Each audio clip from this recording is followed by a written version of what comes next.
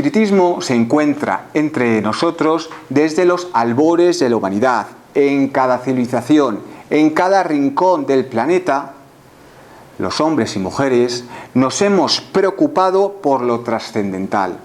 Sabíamos que había algo más, pero no sabíamos explicar el qué era ese algo más. Desde antiguo, la mitología, la religión y otras manifestaciones del folclore y de la literatura han creído en la existencia de entidades más allá de lo terrenal.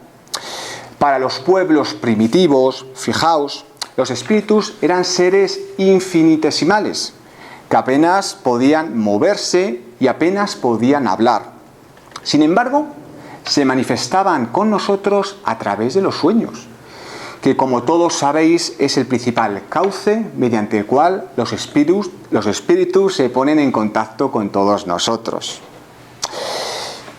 De esta forma, estas personas, estas generaciones de la antigüedad, calmaban a los antepasados a través de una serie de ofrendas, de alimentos, para asegurarse su benéfica influencia.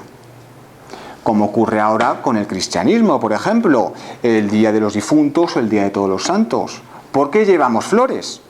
Pues para que los espíritus o nuestros seres queridos que han desencarnado, pues que vean que nos acordamos de ellos. Es como una ofrenda que les hacemos. Y eso ha llegado hasta el día de hoy. Fijaos, la creencia en los espíritus se testimonian desde los primeros textos escritos sumerios y egipcios. El espíritu de Enkidu se apareció a Gilgamés en la llamada Epopeya del Gilgamés. De igual forma podemos dar fe de todo ello en diferentes civilizaciones de muy diferente desarrollo cultural. Por ejemplo, aparecen en la Odisea de Homero, que seguro que os suena, o en la Eneida de Latino Virgilio, también muy conocida y en muchos institutos, por lo menos, cuando yo estudiaba de obligada lectura. Los romanos contaban con un sinfín de rituales para favorecer el camino espiritual de los seres queridos que habían partido. Por ejemplo, los enterraban con un puñado de tierra sobre el pecho, de tal forma que así el alma no erraría por la eternidad. De igual forma, antes de ser enterrados, les introducían una moneda en la boca para que pudieran pagar al barquero que les llevara por la ribera de Estigia. Por ello, los romanos tenían mucho miedo a la mar, porque claro, ¿qué pasaba? Que si había un naufragio, ¿quién les ponía la moneda en la boca? Pues mal asunto. De ahí que muchos de ellos llevaran pendientes. Por si acaso eran rescatados, aunque ya hubieran fallecido, en cierta forma ya hubieran pagado ese tributo. En civilizaciones orientales, pues ¿qué os voy a contar de civilizaciones orientales? Seguro que habéis visto un montón de películas o habéis leído sobre el tema, o quizás habéis tenido la suerte de haber visitado alguno de estos países. Para los orientales, eso de creer o no creer en los espíritus no tiene cabida, puesto que ellos conviven constantemente con el mundo espiritual. Ellos no se plantean la existencia de algo más, ellos la saben. Y su vida gira a través de ello. En Occidente la creencia en los espíritus se fue difuminando desde la creencia irracional en la Edad Media al escepticismo en la Ilustración. Estamos hablando del siglo XVIII. Ya en el siglo XIX la creencia resurgió poderosamente, sobre todo gracias a la irrupción del romanticismo y al desarrollo, pues como todos ya sabéis, del espiritismo, de la teosofía y de diferentes corrientes quizás más apegadas a la parapsicología. Es importante señalar que ya en el siglo XX las diferentes religiones o espiritualidades tales como el budismo, el islam, el cristianismo o, por qué no, el espiritismo confieren al mundo espiritual y a sus moradores un cáliz diferente en función de las características y creencias de la persona. En las creencias de la nueva era de este milenio intentamos racionalizar qué es esto de los espíritus. Hay muchas teorías. Hay muchos que dicen que son cúmulos de energía que puede ser positiva o negativa. Hay otros que comentan que los espíritus son imágenes holográficas de personas que han dejado impregnada un determinado lugar, realizando una determinada actividad. Puede ser, puede ser.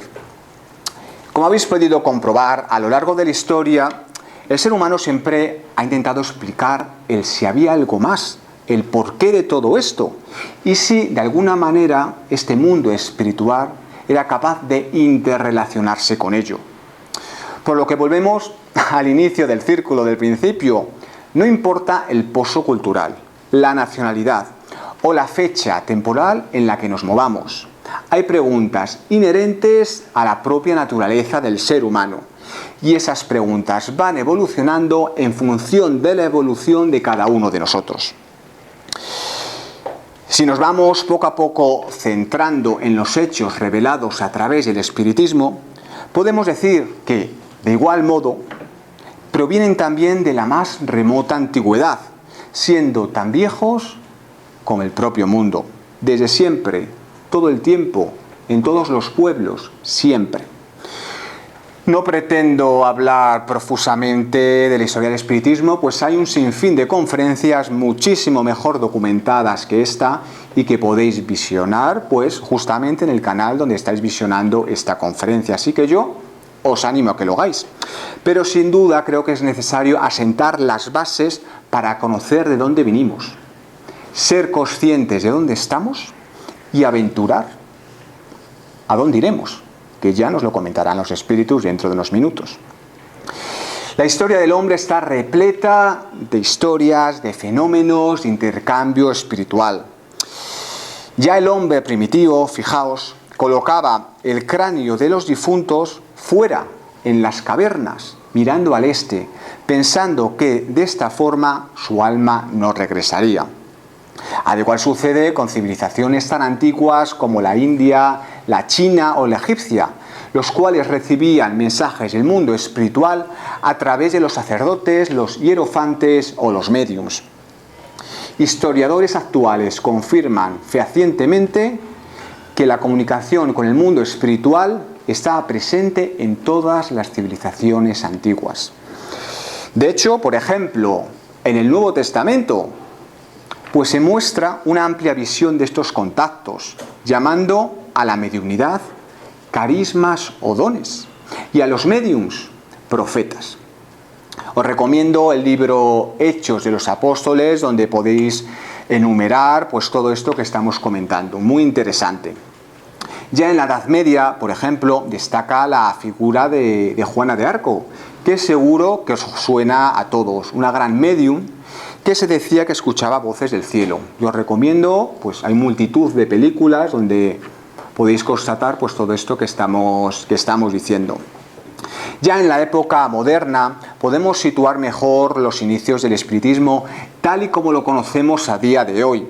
Podemos encontrar a grandes precursores que seguro que os suena, como el vidente sueco Emanuel Swedenborg o Frank Anton Mesmer, descubridor del magnetismo curador, o como se dice coloquialmente del mesmerismo, mediante el cual se decía que a través de la imposición de manos podíamos dar energía a aquella persona que tuviéramos enfrente. Esto lo hacemos básicamente casi a diario, y seguro que lo conocéis de sobra, en el cuarto de pases, en los cuales los espíritus a través nuestra ofrecen pues energía a las personas que tenemos enfrente. Seguro que lo conocéis. Cabría mencionar, aunque sea solo de pasada, a las hermanas Foss, aunque personalmente no me dan mucha credibilidad. Es bien cierto que en un primer momento supuso una ruptura, una puesta en... socialmente todo el mundo empezó a conocer esto del espiritismo, el cómo éramos capaces de comunicarnos con el otro lado. Y ahí fueron unas precursoras. Pero sí es cierto que ya en los últimos años se supo que muchas de estas comunicaciones eran para lucrarse económicamente. Así que, como todo lo que sea dinero y espiritismo, no tienen la pena al ser señalados.